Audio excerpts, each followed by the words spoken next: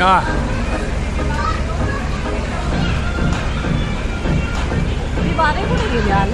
ठीक आहे छातीमध्ये आहे एकदम वरती बा तिथे आपण उभं होतो ना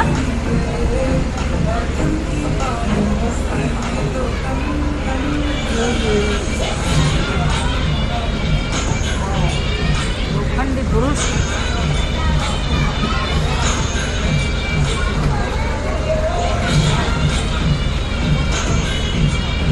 या बागेत आपण शेवटी उभं होतो ना छोटे छोटे दिसतात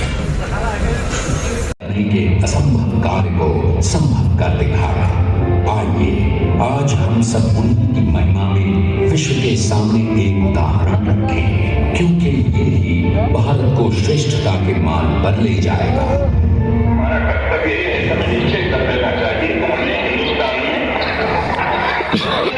सबको मिलजुल के भाई भाई की तरह के रहना है।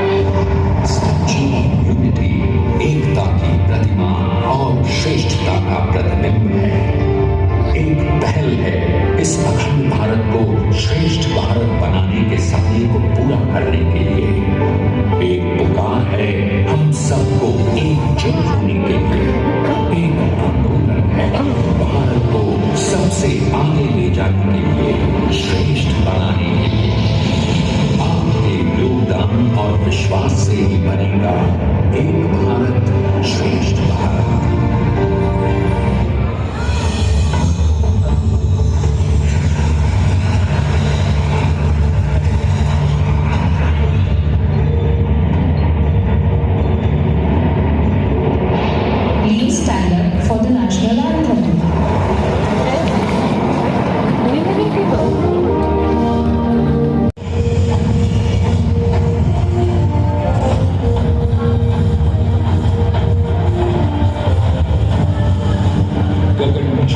इस अद्वितीय अभूतपूर्व प्रतिमा को बनाने के लिए सबसे पहले नदी का 4,500 क्यूबिक मीटर का राफ्ट बना और फिर सीधा 600 फीट का कंक्रीट का कोर बनाया गया।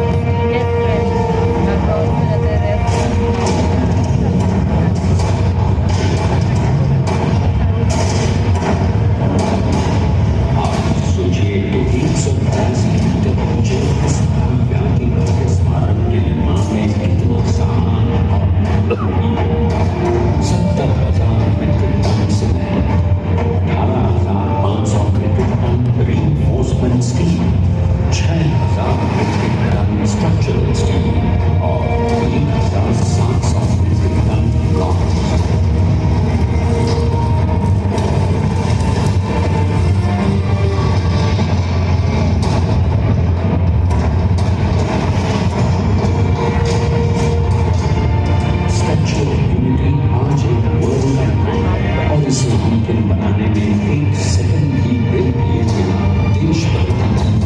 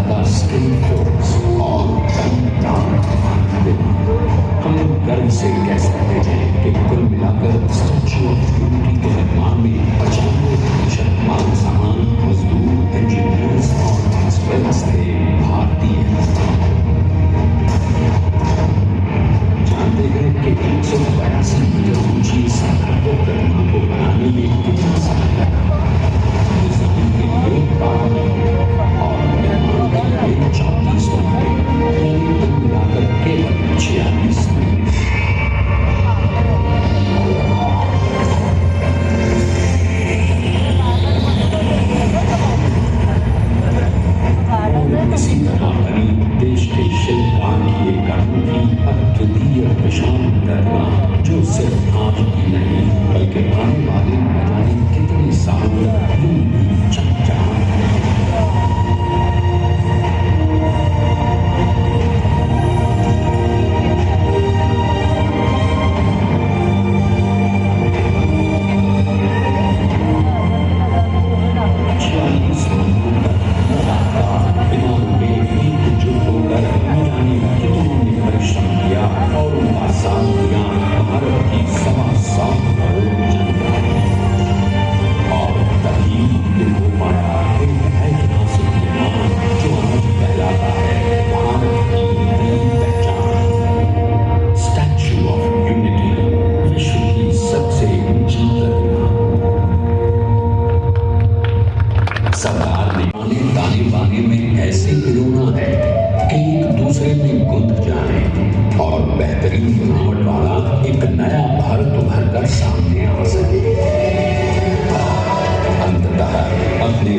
दृढ़ संकल्प से एक नया विराट विशाल एक भारत श्रेष्ठ भारत बनाकर दिखा ही दिया सरदार ने।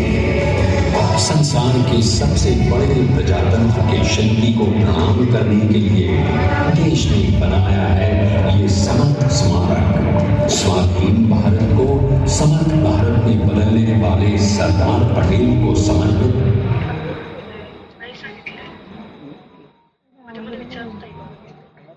नेतृत्व में बनी विश्व की इस विशालतम प्रतिमा के सामने आकर सारी दुनिया जैसे स्वयं ही नतमस्तक हो जाती है।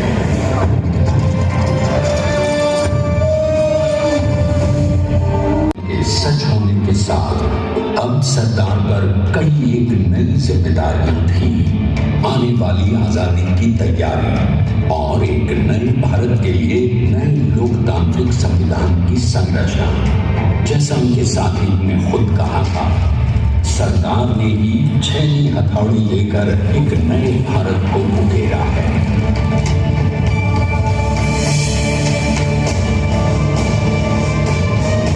स्वाधीनता तो प्राप्त हुई, लेकिन खंडित भारत में भी उल्टे विभाजनवादी अंधकार को अभी दूर करना था। जब देश के खंड खंड होने का भय उत्पन्न होने लगा तो सरदार ने निर्भय होकर खुद अपनी केंद्र सरकार और साथियों को भी चुनौती दे डाली और जम्मू कश्मीर को बचाने के लिए सारे देश का आकाश वायुयानों से भर गया।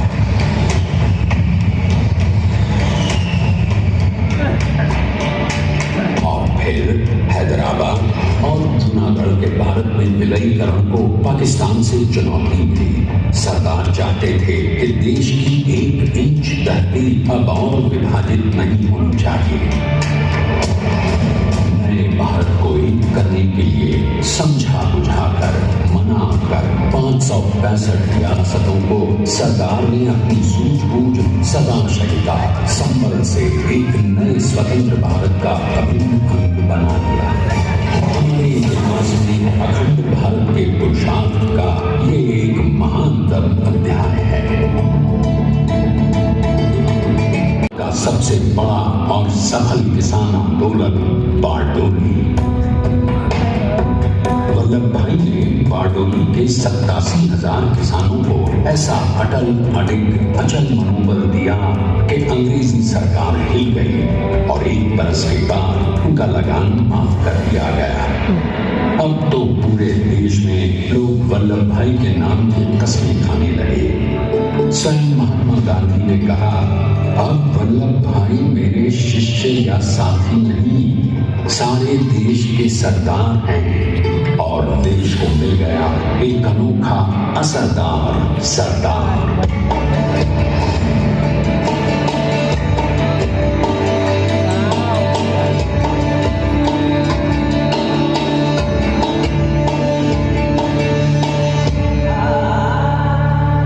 सरदार पटेल के नाम और देशभक्ति से अंग्रेज डर कर कांपने लगे। 1930 के नमक सत्याग्रह और दांडी कूच में वो बापू से भी पहले गिरफ्तार किए गए। तो 1932 में फिर उन्हें बापू के साथ ही जेल में 2 सालों के लिए डाल दिया गया। मगर आजादी के दीवानों को, स्वतंत्रता के परवानों को कौन गिरफ्तार कर पाया है? जेल से छूटते ही सरदार को कांग्रेस के नए राष्ट्राध्यक्ष पद पर चुना गया और उनकी सरपरस्ती में राष्ट्रवादी भारतीयों ने तमाम ब्रिटिश सूबों में जीत हासिल कर वहां अपनी स्थानिक सरकारें बनाई। किंतु सरदार का सपना केवल सरकार बनाना नहीं था, उनका स्वप्न तो था एक ऐसे नए भारत का जहां हर रंग, हर रूप, हर जात, मजहब, तबके का हिंदुस्तानी एक साथ मिलकर एक ऐसा नया भारत बना सके जहां पूर्ण स्वराज के साथ सारे समाज को गरीबी, अशिक्षा, छुआछूत से भी आजादी मिल जाए। तो अंग्रेजों की गुलामी से आजादी, ताकि भारत के लोगों की अपनी सरकार सबके साथ और सबके विकास के लिए काम कर सके। बापू की अगुवाई में अब देश ने अंग्रेजों को अंतिम चेतावनी दे दी, करेंगे या मरेंगे, अंग्रेजों भारत छोड़ो। बस फिर क्या था, संघर्ष की रणभेरी बची। 3 सालों के लिए सरदार पटेल को भी सत्याग्रही नेताओं के साथ जेल में ठूंस दिया गया। 2 सालों के बाद अंग्रेजों को बापू के सभी शिष्यों और साथियों को छोड़ना था।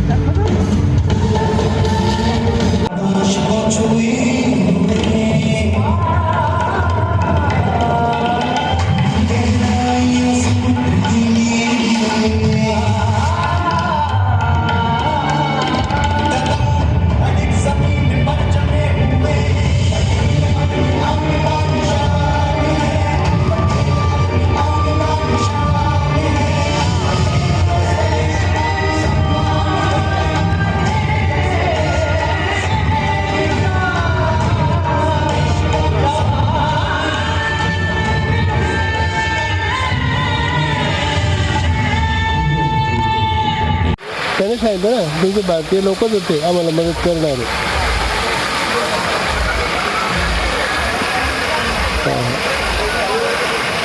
आली 3 रंग.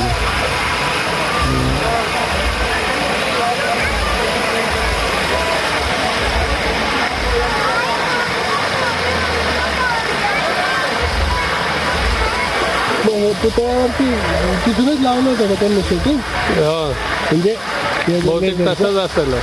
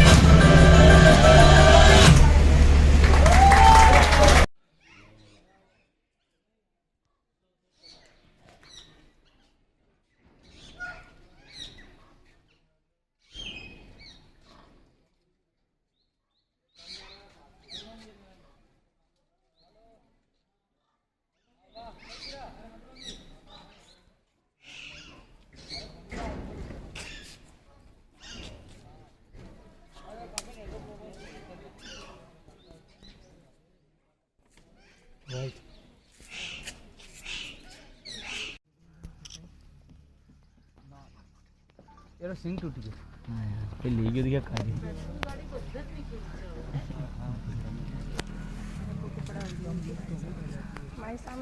पाकिस्तान में एक ही रहेगी वो भी बीमार पड़ गया काला मारो तुम सब खड़े हो जाओ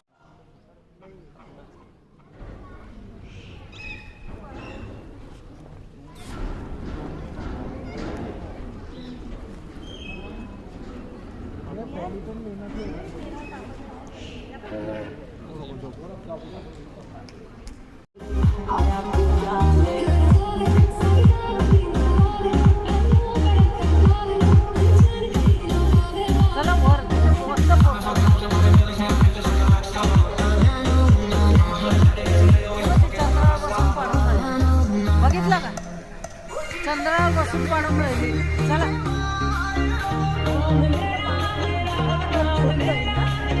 नाही आता पाडून घ्यायचं आहे तिथं जाऊन. चला